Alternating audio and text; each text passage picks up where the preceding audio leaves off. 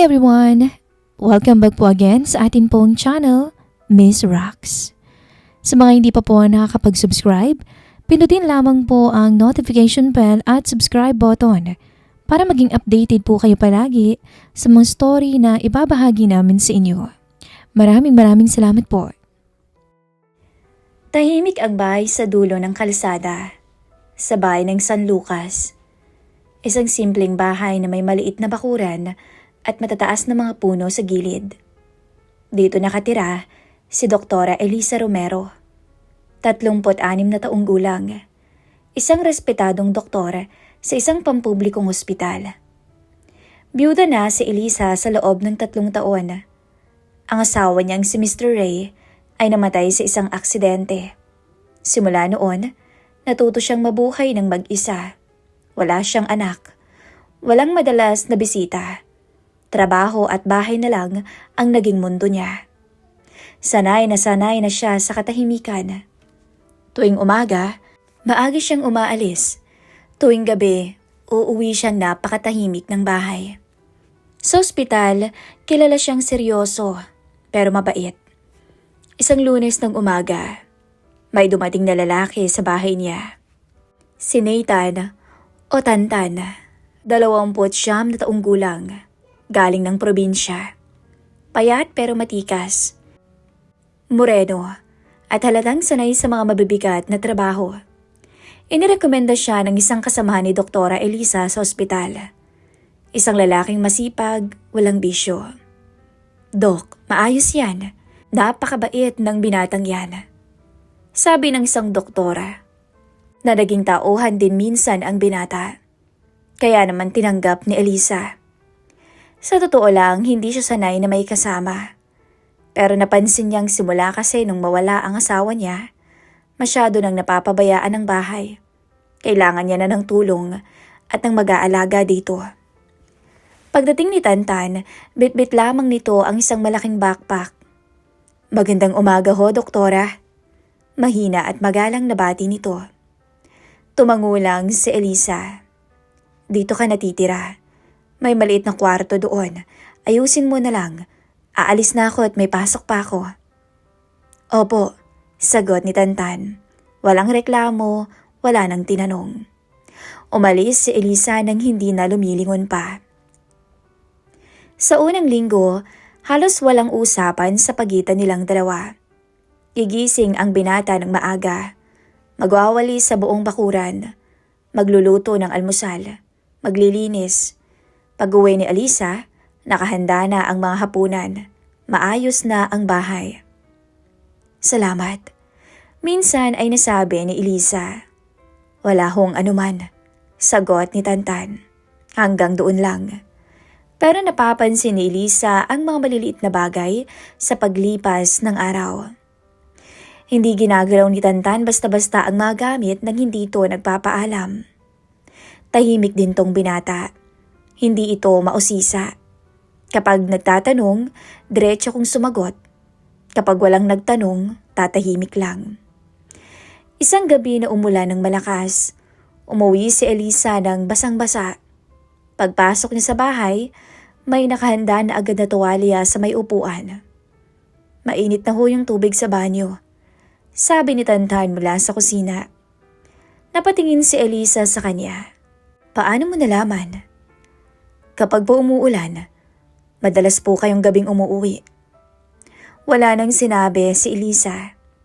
Kinuha niya ang tuwalya at pumasok sa kwarto. Pero ng gabing yon, hindi siya agad nakatulog. Nasa isip niya ang binata. Lumipas ang mga araw hanggang sa naging linggo. Unti-unting nasanay si Elisa na may ibang tao sa bahay.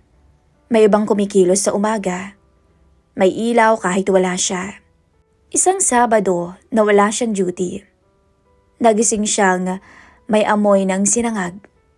Pagkalabas niya, nadatnan niya si Tantan na nagluluto. Akala ko mag-day off ka, sabi ni Elisa. Opo, Dok, pero nagluto muna po ako ng agahan ninyo. Tahimik silang kumain na dalawa. Biglang nagsalita si Elisa maya-maya. May pamilya ka ba? Nanay ko lang ho. pero nasa probinsya. Bakit ka napadpad dito?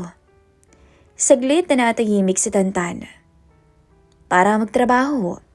Para may maipadala. Tumango si Elisa at hindi na nagtanong pa.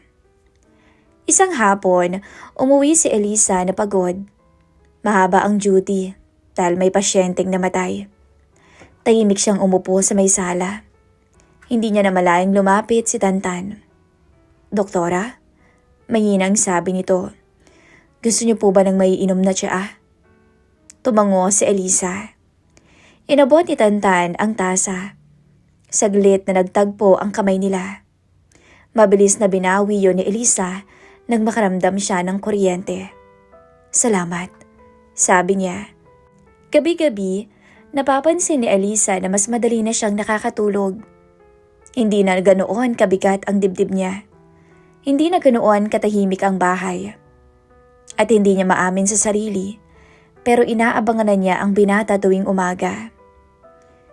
Isang gabi, habang nagsasara ng pinto si Elisa, napansin niyang bukas ang ilaw sa likod. Si Tantan ay nag-aayos pa rin. Nathan, huwag ka nang magpuyat, sabi ni Elisa. Nagulat ang binata. Opo, doktora, matutulog na rin ho ako. Tumango si Elisa at pumasok na sa loob. Pero bago niya tuluyang isara ang pinto, huminto pa siya. Tantan? Tawag niya. Po? Salamat. Sa pag-aalaga ng bahay. Ngumiti si Tantan. Walang anuman, doktora. Tapos nagsara na siya ng pinto. Sa loob ng silid niya, napaupo si Elisa sa kama at huminga ng malalim. Hindi niya alam kung ano ang nagsisimula, pero ramdam niyang may nagbabago. At sa unang pagkakataon, matapos ang mahabang panahon, hindi niya na kinakatakutan ang pag-uwi sa bahay. Hindi agad napansin ni Doktora Elisa kung kailan nagsimulang magbago ang mga araw niya. Walang malaking pangyayari, walang bigla ang eksena. Unti-unti lang, dahan-dahan na gumagaan ang pag-uwi niya. Dahan-dahang nagiging pamilyar ang presensya ng binata sa bahay. Isang umaga, nagising si Elisa sa tunog ng ulan. Bumangon siya at dumiretso sa kusina. Doon niya nakita ang binata. Naka-t-shirt lang, nagtitimpla ng kape. Akala ko maaga kang lalabas, sabi niya dito. Hindi po muna, Dok, sagot ng binata. Malakas ang ulan eh. Tatapusin ko na lang po yung sa likod mamaya. Tumango si Elisa at umupo sa mesa. Ilang segundo ang lumipas bago niya napansin na may nakahanda ng kape sa harapan niya. Hindi pa ako nagsasabi, sabi niya dito. Ngumiti lamang ang binata.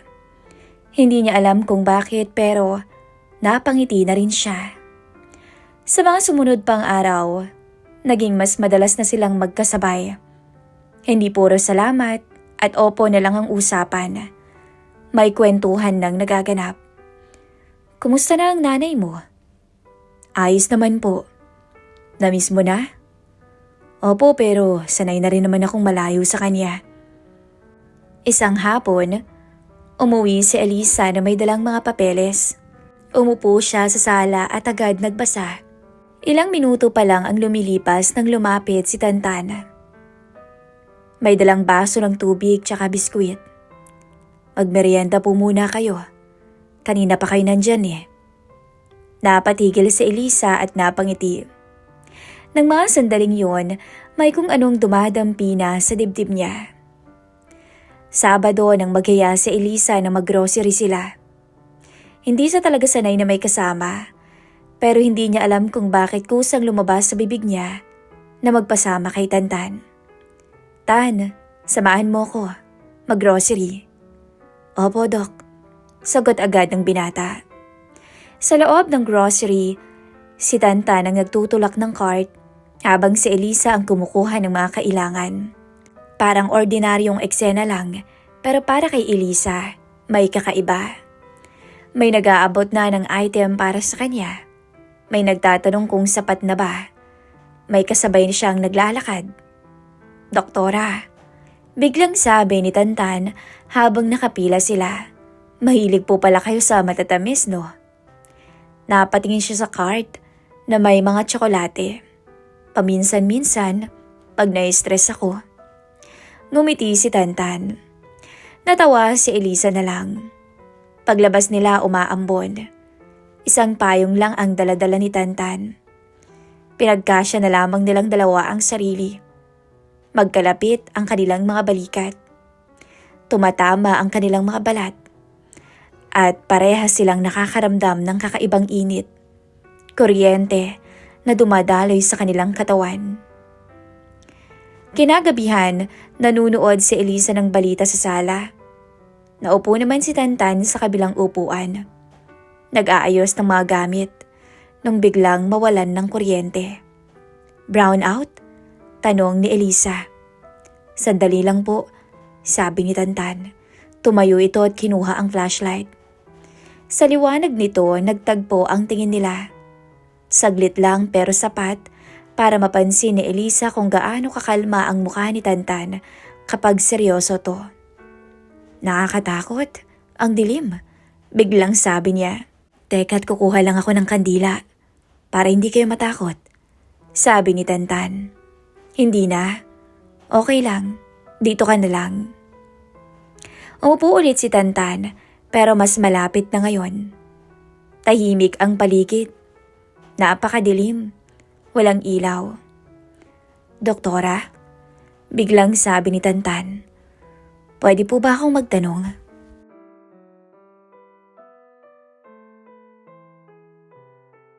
Mas madalas na silang nag-uusap. May mga tawanan na. May mga sandaling sabay silang nanunood na magkatabi. May mga gabing nagkakape sila sa beranda. Nagkukwentuhan, nagtatawanan. Isang gabi na malamig ang hangin. Nakaupo sila sa labas. "Alam mo," sabi ni Elisa, "nung una ayoko talagang kumuha ng kasama sa bahay." "Bakit po?" Nakangiting sabi ni Tantan. "Kasi sanay naman na akong mag-isa eh. Akala ko mas madali. Tapos, ngayon, hindi na ako sigurado." Natahimik si Tantan.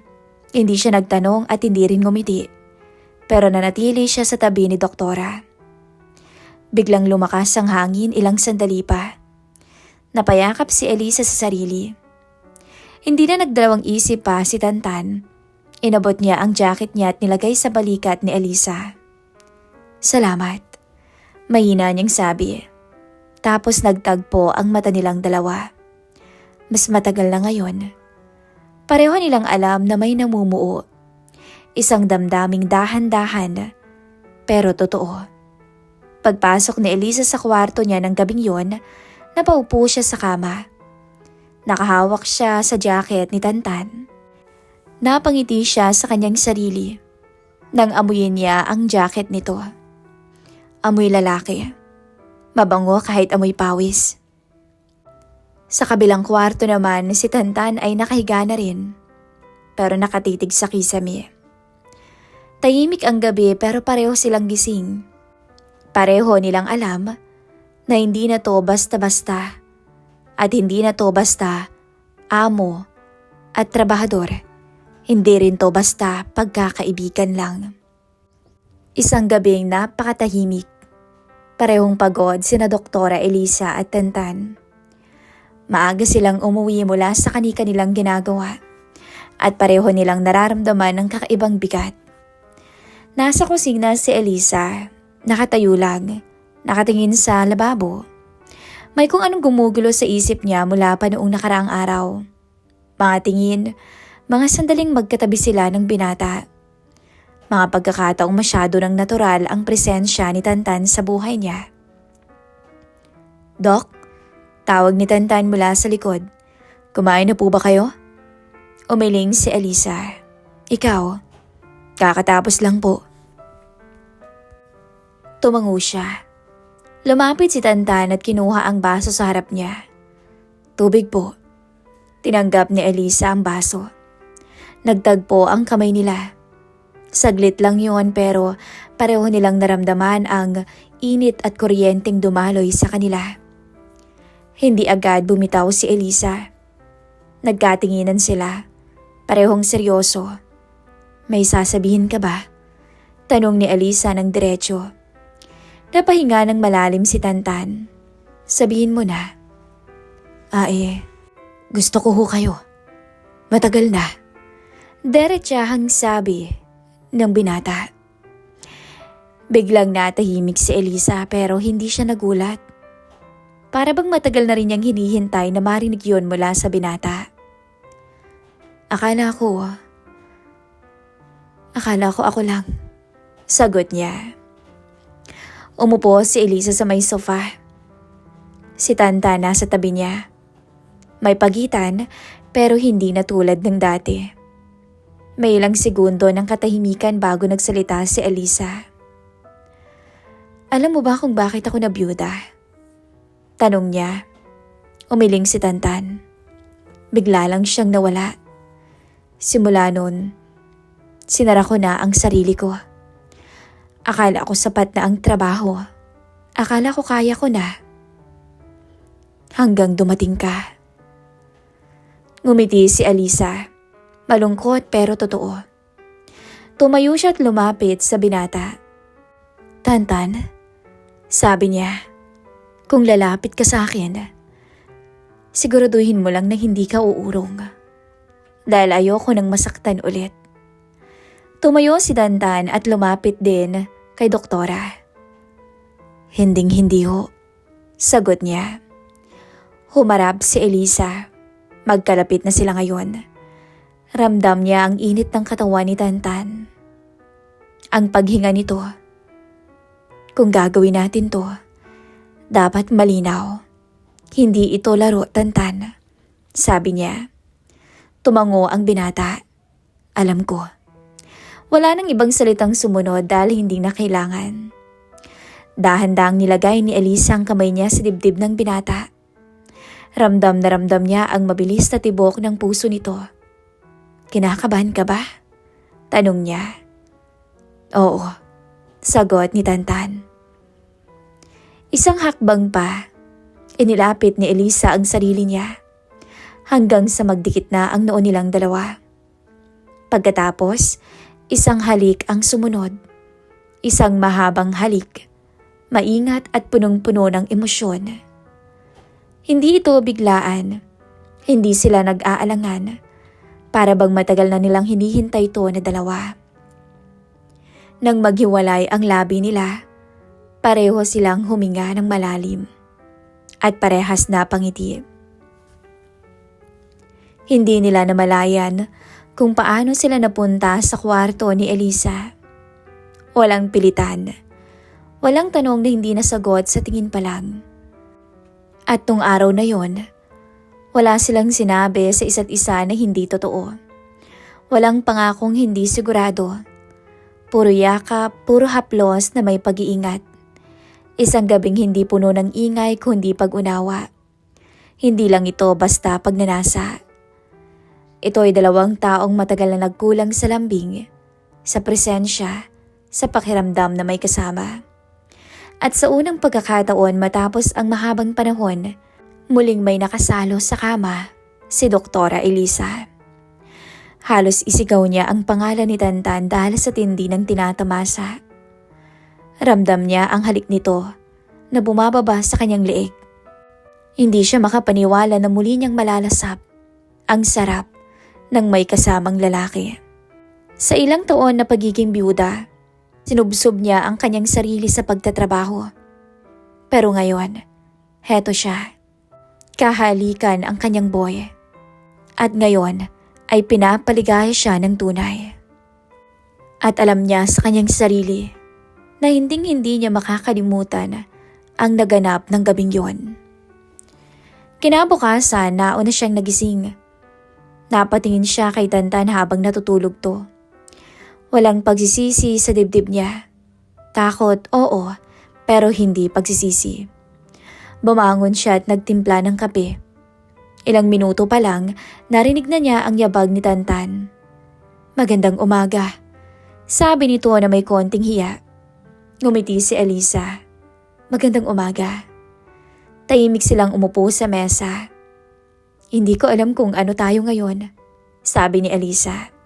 Ako rin ho, sabi ni Tantan, pero nag-abot sila ng kamay. Maigpit, malinaw. Pero alam mo, hindi ko pinagsisisihan ang nangyari kagabi. Ako rin, sagot ni Tantan. Sa pagitan nilang dalawa may bagong simula. Hindi man perpekto, pero alam nila sa kanilang sarili na totoo ang kanilang nararamdaman. Mula noon, hindi na nila kailangang magkunwari. Sa loob ng bahay, malaya silang naghahawakan ng kamay, magkatabi sa sofa, nagtatawanan sa kusina at nagyayakapan. May mga gabing sabay silang nanunood at may mga gabing tahimik na magkayakap lamang sila, nakikinig sa katahimikan ng gabi. Hindi nila minamadali ang mga sandali, pero hindi rin nila pinagkakait ang isa't isa. Paulit-ulit na may mga gabing sila lang. Paulit-ulit na pinipili nila ang isa't isa. Hindi dahil sa init ng mga sandali, kundi dahil sa pakiramdam na masaya sila. Isang hapon habang nagkakape sila sa beranda, nagsalita si Tantan. Elisa, pwede ka bang sumama sa akin sa probinsya? Uuwi ako sa susunod na linggo eh. Napatingin si Elisa. Bakit naman? Wala lang.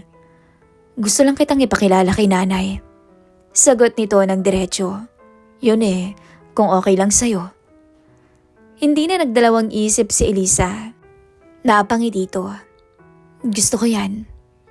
Ngumiti si Tantan, ngiting-ngiting punong-puno ng saya na para bang bata. Pagkalipas ng ilang linggo, maaga silang bumiyahe. Hindi marangya ang probinsyang kinalakihan ni Tantan. Payak lamang at tahimik, puro puno at bukirin. Habang papalapit sila, mas lalong gumagaan ang pakiramdam ni Elisa. Dito ka lumaki? Tanong niya. Oo, simple lang pero napakasaya. Pagkarating nila, sinalubong sila ng isang babae. May edad na rin. Maaliwalas ang muka, kahit medyo payat. Nay, sabi ni Tantan. Si Elisa ho. Hindi niya sinabi ang titulo. Hindi na kailangan. Ngumiti lamang ang nanay ni Tantan at hinawakan kaagad ang kamay ni Elisa. Ikaw palang laging kinukwento ng anak ko. Bahagyang namula ang mukha ng doktora. Masaya po akong makilala kayo. Halika. Parang anak na rin kita, sabi ng matanda. Sa mga sandaling yon, may kung anong saya sa dibdib ni Elisa. Nagpalipas sila ng mga araw sa probinsya na para bang matagal ng bahagi ng isa't isa si Elisa. Tumulong si Elisa sa kusina, nakipagkwentuhan sa nanay ni Tantan, tumawa sa mga maliliit na bagay. Sa gabi, magkatabi sila sa labas, tahimik na pinagmamasdan ang mga bituin. Masaya ka ba ngayon? Tanong ni Tantan. Tumango si Elisa. Oo, hindi ko na kailangang sabihin pa. Hindi ko alam na kailangan ko pala ng ganito, na magiging masaya pala ako ng ganito. Hinawakan ni Tantan ang kamay niya. Salamat sa pagbunta mo. Salamat sa pag-imbita. Bago sila umalis, kinausap ng nanay ni Tantan si Elisa. Ikaw nang bahala sa anak ko. Alagaan mo siya. Opo, ngiting sabi ni Elisa. At aalagaan ka rin niya. Dugtong ng matanda. Kitang-kita ko sa mata niya. Mahal ka niya. Pagbalik nila ng Maynila, maghahawak ang kamay nila sa biyahe. Hindi nila alam ang eksaktong kahihinatnan ng kinabukasan. Pero pareho silang handang harapin yon na magkasama. Sa paglipas ng taon, marami ring pinagdaanan ang relasyon ng dalawa. May mga tampuhan, away, selos, pero nanatili silang matatag dahil wala namang perpektong pagsasama. Hanggang sa napagpasyahan nilang magpakasal. Simple lamang ang naganap na kasal, Hindi marangya. May ilang kaibigan, nanay ni Tantan na nakangiti habang pinupunasan ng luha, at ang mga malalapit na kaibigan ni Elisa. Habang naglalakad si Elisa papunta sa altar, hindi niya maramdaman ang kaba. Ang nararamdaman niya ay katiyakan. Sa bawat hakbang, naalala niya kung paano sila nagsimula. Nang magtagpo ang mga mata nila ni Tantan, pareho silang ngumiti. Nandito ako. Bulong ni Tantan habang hawak ang kamay niya. At nandito rin ako. Hindi ako mawawala. Sagot ni Elisa. Pagkatapos ng kasal, bumalik sila sa bahay na dati napakatahimik. Ngayon ay puno na ito ng tawanan, mga plano at mga pangarap. Hindi nagbago si Elisa. Mas naging sweet pa nga siya. Mas malinaw at mas magaan ang loob. At si Tantan, mas naging responsable. Parang mas gumaganda ka yata. Minsang sabi ni Tantan. Sus, binola mo pa ako. Kasi alam mo kung bakit. Dahil masaya ako. Sagot ni Elisa. At totoo yun. Lumipas ang buwan, isang hapon, habang nag-aayos si Elisa, bigla siyang napahinto. Bigla siyang nakaramdam ng kakaiba. Lumapit siya kay Tantan. Sa tingin ko, kailangan kong magpa-check up. Hindi na nagtanong si Tantan. Ngumiti na lamang to't hinawakan ang kamay niya. Nang makumpirma ang balita, hindi nakapagsalita si Elisa. Tahimik siyang napaupo. Si Tantan naman ay hindi napigilan ng luha. Magiging tatay na ako? Tanong niya na parang hindi makapaniwala. Tumango si Elisa. Oo, magiging ama ka na. Mahigpit siyang niyakap ni Tantan. Ang mga sumunod na buwan ay puno na ng paghahanda. Maliliit na kama, maliliit na damit, maliit na pangarap na unti-unting nagiging totoo. Sa gabi, kinakausap ni Tantan ang tiya ni Elisa. Anak, hihintayin ka namin, bulong niya. Ngumingiti lang si Elisa, pinapanood ang asawa niya. Sa puso niya, wala nang kulang. Nang dumating ang araw ng panganak, magkahawak ang kamay nila. Walang takot, walang pag-aalinlangan. Pagkarinig nila sa unang iyak ng sanggol, pareho silang napaiyak. Isang munting buhay, isang bagong simula. Pag-uwi nila nun sa bahay, mas naging buhay ang bawat sulok. May umiiyak na tuwing gabi. May tumatawa, ngumingiti sa umaga. Pagod pero masaya. Sa bawat pagkakataong hawak ni Elisa ang anak nila, naiisip niya kung gaano nakalayo ang narating niya mula sa dating tahimik na pamumuhay. Isang gabi, habang pinapatulog nila ang bata, nagsalita si Elisa. Kung hindi kita nakilala, hindi ko alam kung magmamahal pa ba ako. Hinawakan ni Tantan ang kamay niya. At kung hindi ka rin naman dumating sa buhay ko, baka hindi ko rin alam kung ano na ako ngayon. Nagkatitigan sila. Parehong nagpapasalamat. Minsan bumibisita sila sa probinsya kasama ang anak nila para makita naman ng nanay ni Tantan. Sinubukan nilang isama ang nanay ni Tantan pero tumatanggi ito. Nasa lugar na yun daw ang buhay nito at gusto niyang gugulin doon ang kanyang pagtanda. Binigyan na lamang ni Elisa ang biyanan ng makakasama nito sa araw-araw para maging bantay at katuwang. Salamat, iha. Sabi ng matanda kay Elisa isang araw. Dinala mo sa akin ang kasiyahan. Napakasaya kong makita ang apo ko. Sa huli ng kwento nila ay hindi tungkol sa titulo, edad o pinanggalingan. Ito ay kwento ng dalawang taong parehong mag-isa, parehong nagmahal, at parehong piniling manatili. Sa gabi, kapag magkatabi silang natutulog, may anak nang nakapagitan sa kanila. At payapa na ang mundo ni Elisa. Hindi na siya nag-iisa. May asawa, may anak, at masaya siya sa buhay na pinili niya. At iyon ang pinakamagandang wakas na hindi niya akalaing darating sa buhay niya.